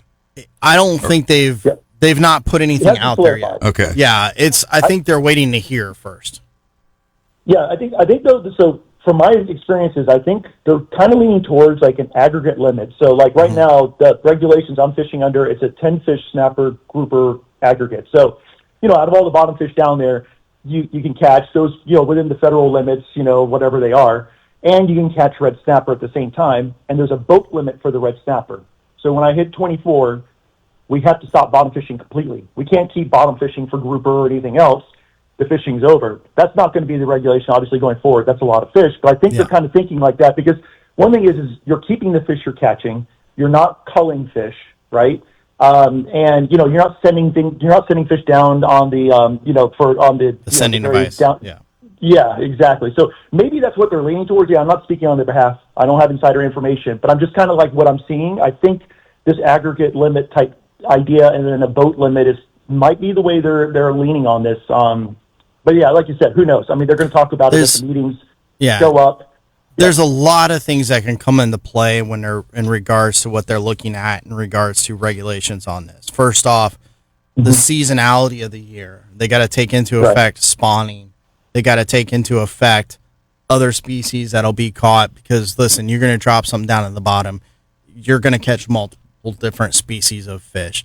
Then they got to look at it on what is the size and maturity of each fish. And that's what I applaud FWC because I've been on 2 different trips for this because it was 32 fish per trip.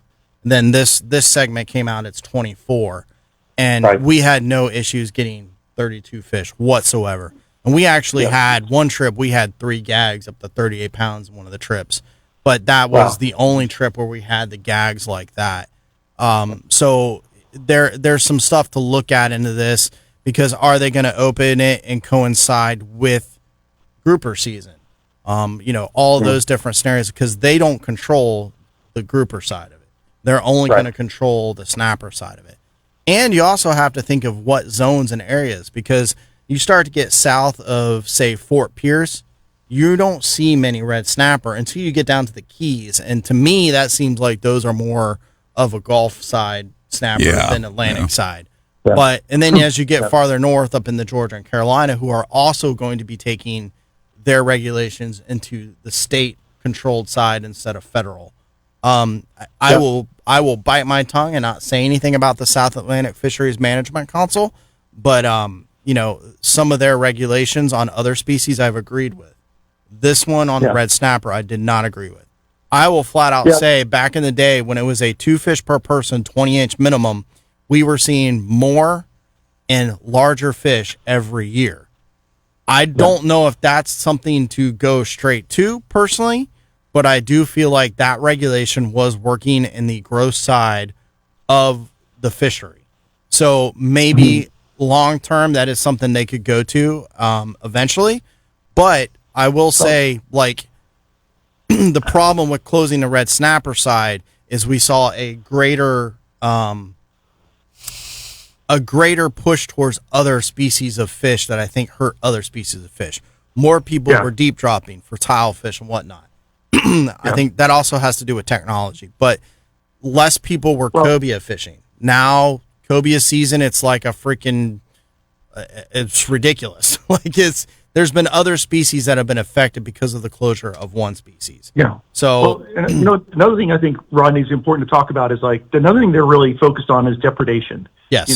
Them being hit by sharks, and also, the descend devices. But here's what I think is important. I mean, we hear on Jim's show, and everyone complains about the sharks, right? And we know the sharks are out there. If you know how to fish, if you get sharked up, you just move. Yeah. Right? So we had situations with sharks, but actually we were pretty good at avoiding the sharks. If we had a shark hit one fish or 2 fish, we picked up and we moved maybe a mile or so, kept fishing. And you just got to move around. The sharks are there. They're hungry. Of course, they're going to try to eat eat your catch coming up on that line, makes it super easy. But I think as fishermen, we can play a part in reducing the depredation from sharks if we just do it smart and just kind of keep on the move and not just let them eat 8 in a row and then complain, God darn it, the shark was under the boat and he ate all our fish. Well, yeah, because you sat there and waited for him to do that. Just go somewhere else. Anyway, I kind of like to talk about it a little bit because, sharks are sharks. They do what they do. They're in the sea. That's where they live. Mm-hmm. We got to kind of work a little bit to kind of, avoid them and their behaviors because they're going to keep doing what they're doing. They're not going to give us a break. Yeah, right? and I think there's some specific species that they need to probably take a different look at in regards to the commercial harvestation of them, specifically the sandbars. But there, that's another topic too on it, and the problem is there's not been a holistic view of all species around one thing. It's been individualized into specific species, and that's been kind of a tough. But hey, are you able to hold as we go to a break real quick, and we'll come back and kind of touch a little bit more on this? Yes, sir. Perfect. Yep. All right, guys, we're going to take our next break, and we'll be right back. Catch Memory Outdoors. I'm sure you're aware of the ongoing projects out there that are aimed at restoring seagrass and water quality in the Indian River Lagoon system. Well, here's one that I'm proud to have played a role in getting started, the Indian River Lagoon Clam Restoration Project. I collaborated with Whitney Labs, CCA, the FWC, and many other partners to implement this clam restoration project right here on Florida's East Coast. I would love for every one of you to get involved with this program. Your $20 donation will put 200 clams back into our lagoons. As they grow, these 200 clams will filter over 1 million gallons of lagoon water per year, greatly impacting the health of our local waters. Your contributions are tax deductible, so please help our lagoon by donating $20, $50, $100 or more to this cause. You can make your donation online at IndianRiverClamProject.org/support. Again, that's IndianRiverClamProject.org/support. And on behalf of myself and our waters in the lagoon, we thank you. Sunrise Marina Bait and Tackle Shop. They've been serving Brevard County anglers for over 25 years. Sunrise has all of the gear that you hardcore anglers need for a productive day on the water, and they've got frozen baits like ballyhoo, sardines, squid, and more. Plus, Sunrise Marina has a great selection of live baits, shrimp, pinfish, croakers, mud minnows, fiddler crabs, and a whole lot more. So if you're looking for tackle, rods and reels, boating accessories, fresh made sandwiches, or your favorite beverages, Sunrise Marina has got everything for you, and you can ice it all down with some bagged or bulk ice at their convenient, trailer boat friendly drive-through. Sunrise Marina also stocks some really cool nautical gifts, as well as the performance clothing and casual clothing that anglers like you and me like to wear. Make sure you stop by Sunrise Marina before heading out before your next fishing adventure. They're easy to find right across the street from Grills Restaurant at 505 Glen Cheek Drive. Guys and girls, welcome back to Catch Memory Outdoors. Hey, this segment is brought to you by one of my favorite brands, Starbright. Right here, if you guys are watching on Facebook, this is the Salt Away or Salt Off. If you guys aren't using this, I'm telling you, I trailer my boat from the Orlando area back and forth over here to Canaveral or to New Smyrna Beach. And one thing that I struggle with is rust on my trailer, just salt residue all over my boat. So fortunately enough, at Canaveral, we've got a full washdown area. So I have this exact setup, and I keep this thing actually on my hose that I keep in my boat, specifically for the washdown.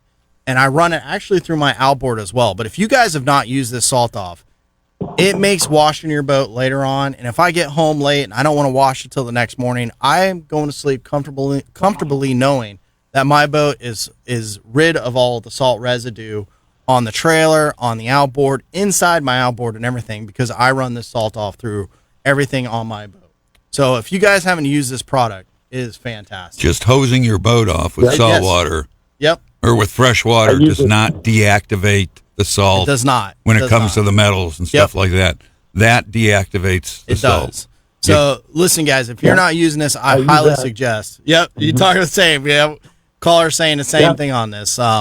This stuff is fantastic. So, and you can actually get it in a concentrated side, but this bottle actually comes with the adapter for your hose that actually mixes the product for you. Mm-hmm. Definitely highly recommend this. I know several captains that are using this religiously.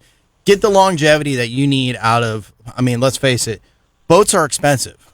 Yeah. Motors are even more expensive. So make sure you get the longevity out of by using these wonderful products by Starbright. So that's the Salt Off. So make sure you guys check that out. It's available at all the different marine stores. So make sure you check that stuff out and give it a use. But all right, so hey, we'll talk a little bit more on this red snapper thing. So I just want to really, again, I know I said it a minute ago. I do applaud FWC on what they're doing and the information and how they've been gathering it. And just so the listeners know, there's several different permits per se that FWC has been handing out.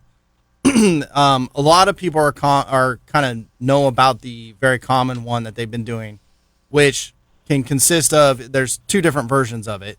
You can get a permit where basically it doesn't allow you. You're going out and you're basically recording your catches. It's still released. You're not able to keep red snapper, but you're recording your catches and things like that. Then there was the one that you're able to go out and you're actually able to harvest up to, this go around it was 4 fish if you had the northern area. The southern area was 3 fish. So that allowed you to take a couple of trips where you're able to harvest those fish.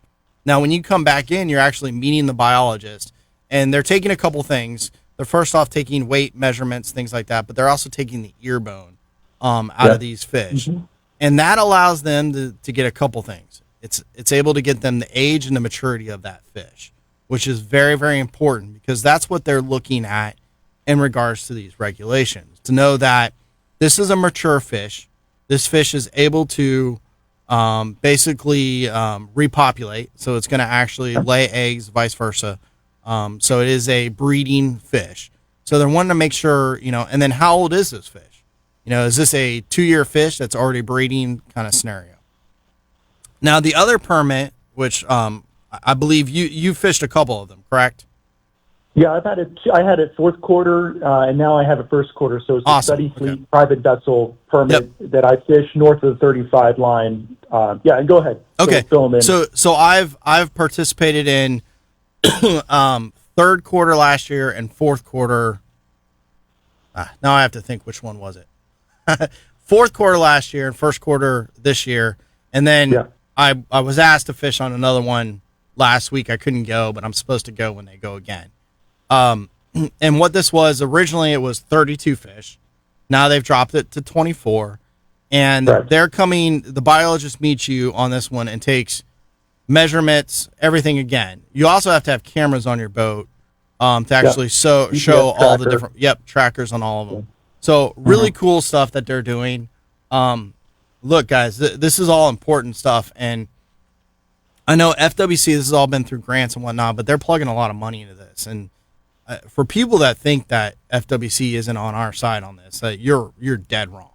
Like, you are 100% wrong. FWC is wanting us to be able to partake in this fishery. So I'm excited about this. It's been a long time coming. I remember when they shut it down. I remember speaking at the meeting saying this is ridiculous, blah, blah, blah.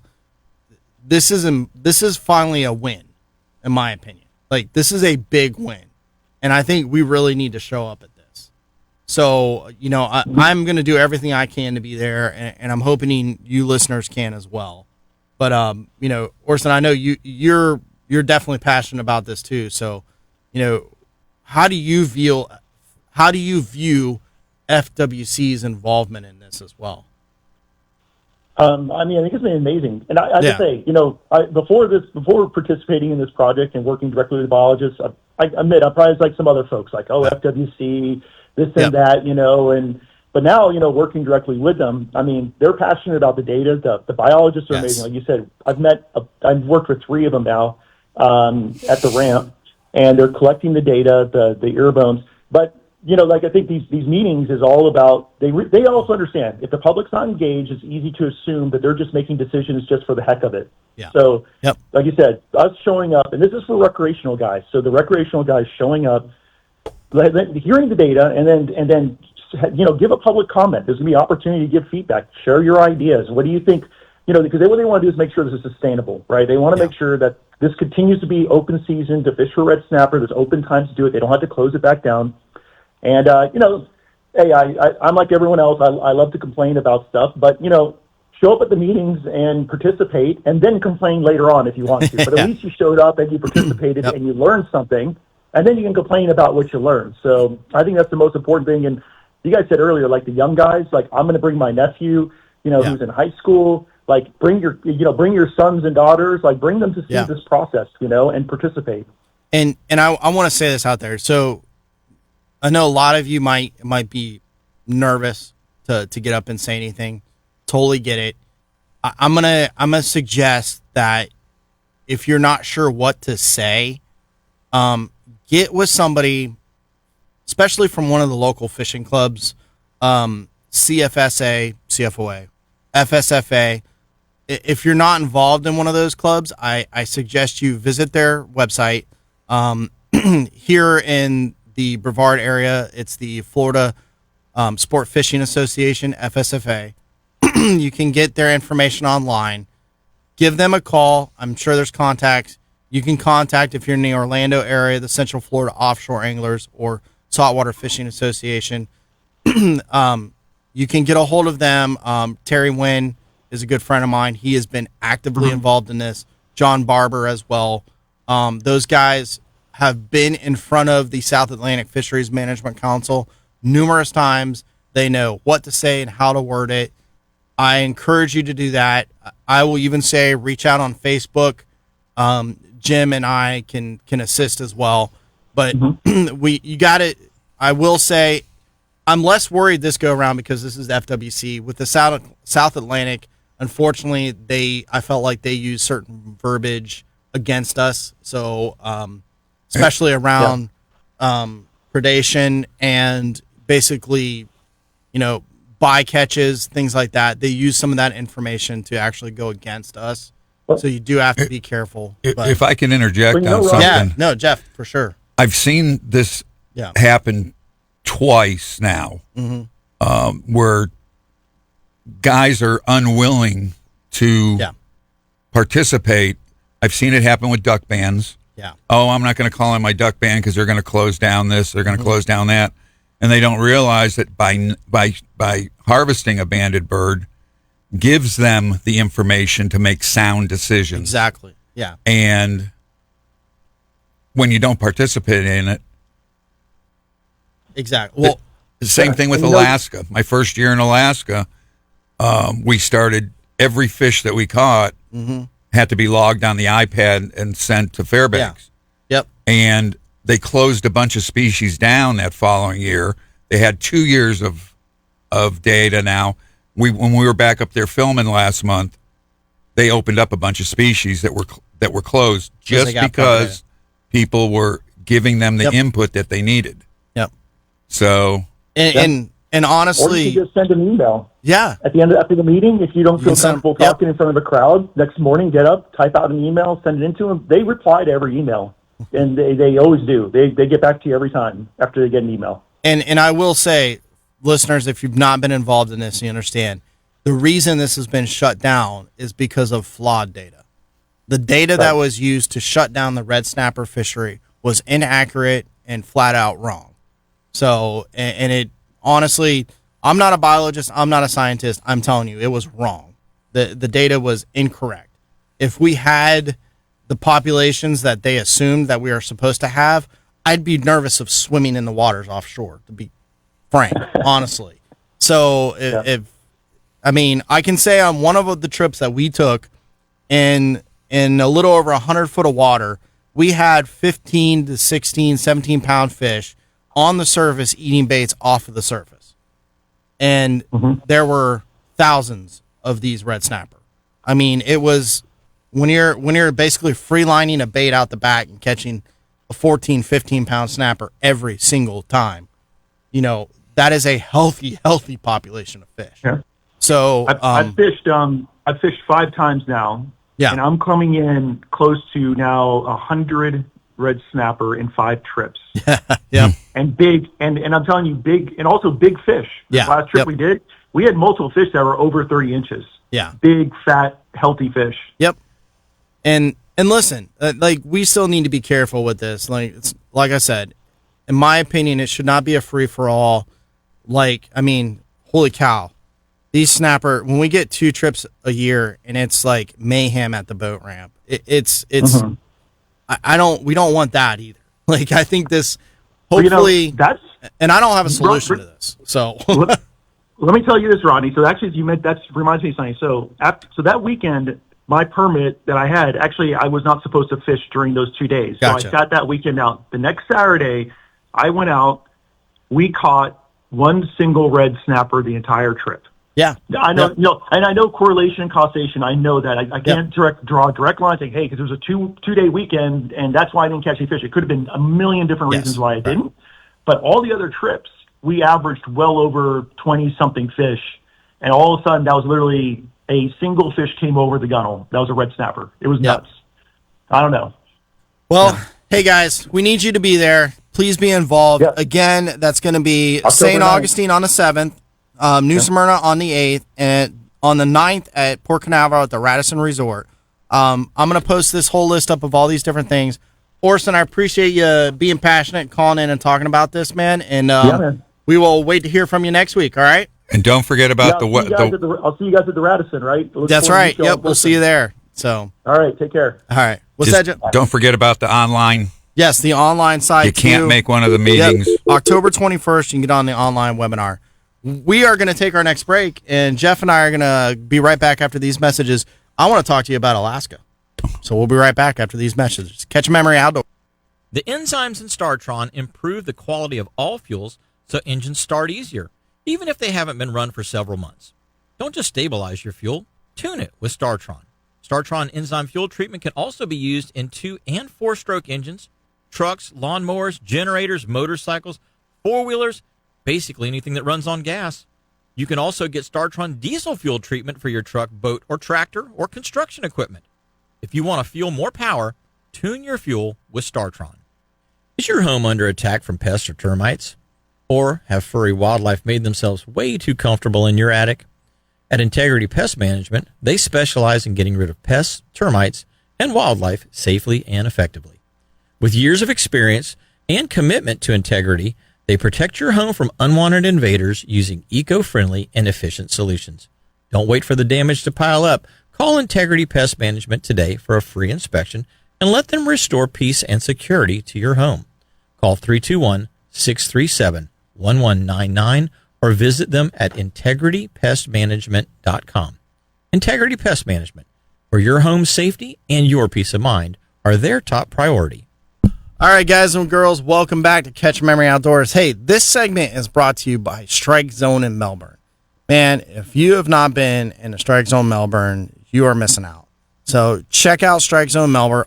All the fishing equipment, the good stuff that you look for, that you want, you can find at Strike Zone Melbourne. And if they don't have it, talk to Sean. Yep, he will get it. He for will you. get it for you. Definitely. And if it works and if it sells, he'll keep it in the Bring it store. in. Listen, I've sold to Sean, and I can tell you, he's a tough one. It's got to be the right stuff, or he doesn't bring it in his shop. So I Right. guarantee you're not getting junk in there. He knows what to bring in that shop, and he's got a wealth of knowledge with all the guys that work there. If you're wanting to go fish Sebastian Inlet, stop in there, talk to those guys. They'll make sure you got the right gear to go down there, catch some snook, all that. So, and Sean, Sean's a decorated kingfish guy too. So I've fished with him. Great people down there. So make sure you stop in the Strike Zone Melbourne for all your fishing needs. Pays a little bit more for a local Hey, company than the box store. and you know what? And his prices actually are pretty darn good. I'm not Yes. gonna lie. But like I said, you'll get the right stuff. So you're gonna get that swivel you buy there compared to one of the big box stores. It's gonna be a better product. So make sure you check them out for sure.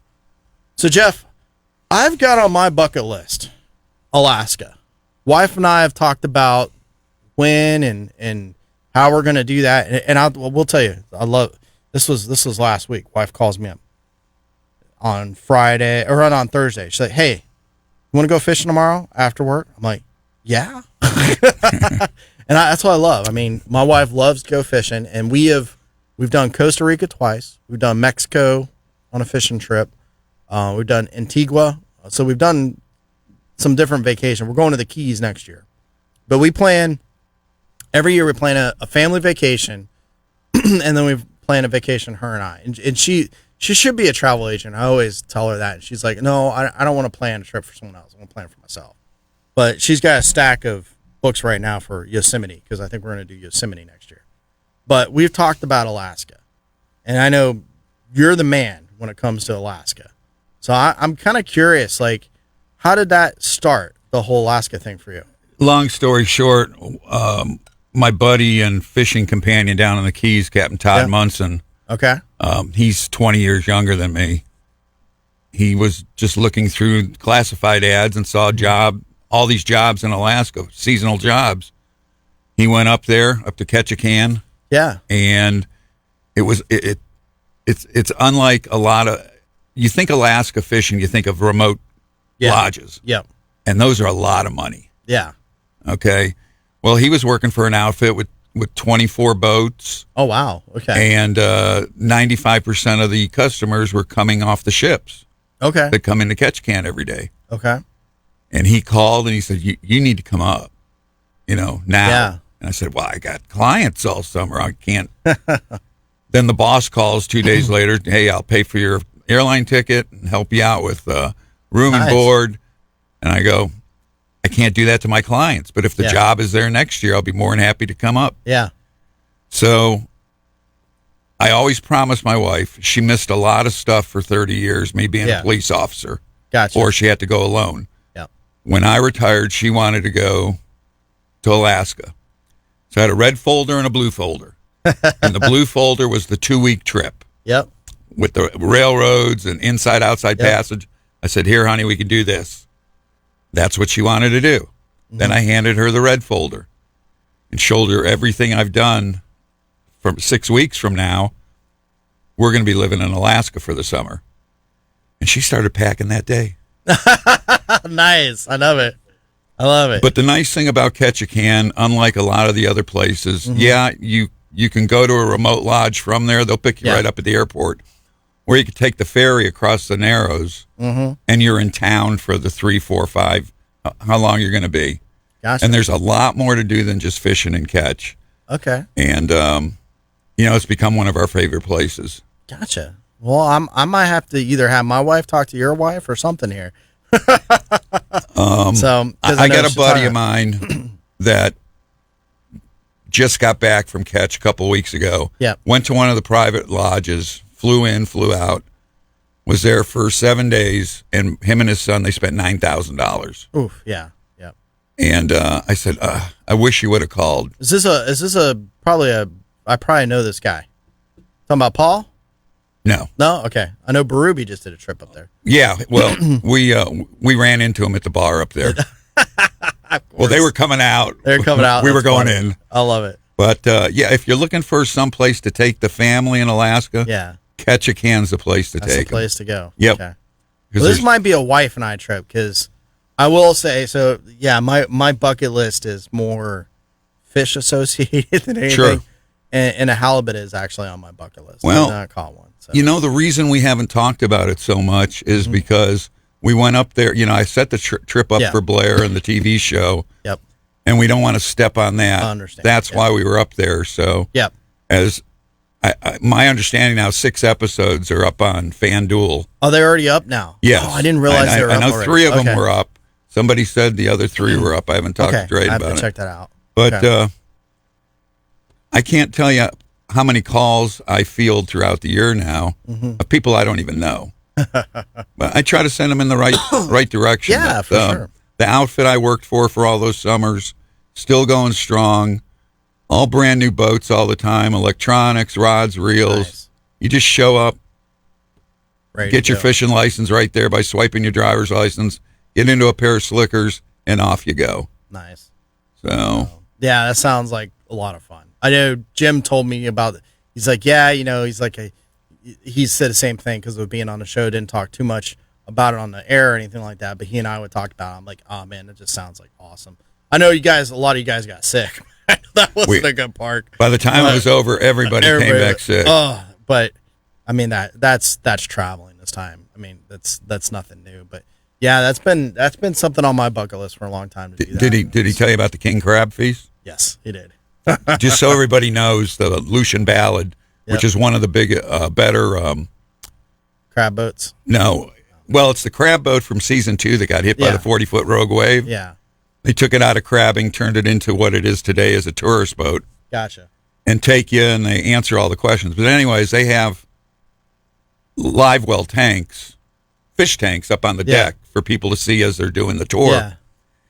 And every 30 days they have to change out the crabs in them. The cream. Yeah, they change everything out. Yeah. So somebody from the Bering Sea brings 2-3 king crab in. Well, it just happened to be that time of the month. And as we're coming back in from a fishing trip, I got a call from a friend of mine, Maddie, who's one of the owners of the Ballad, and she goes, "Hey, I got 2 king crabs." Nice. She goes, $100 a piece. Sold. I've never seen Jim run so fast up a dock, looking for a car to get over to the AB to get these 2 fresh. I love it. I love it. King crabs, and Very we cooked cool. them right up on the dock. Oh, yeah. That's the way to do it, man. Yeah. The only problem with that is Drayden was one of our cameramen was eating so much crab we didn't get a whole lot of footage. Okay. Well, hey. But I don't know if I'd want to be filmed eating crab personally, but and then the Dungeness crab on the last day. We let those pots sit overnight, and we came back in with a 10-man limit of Dungeness crab. We were having to give it away. I mean, we fed most of the captains that day. That's cool. Had some clients that we didn't even fish with. You go, hey, you want some crab? Man, that's awesome. If you've ever had Dungy, my wife's a crab connoisseur. Really? Okay. And she will not eat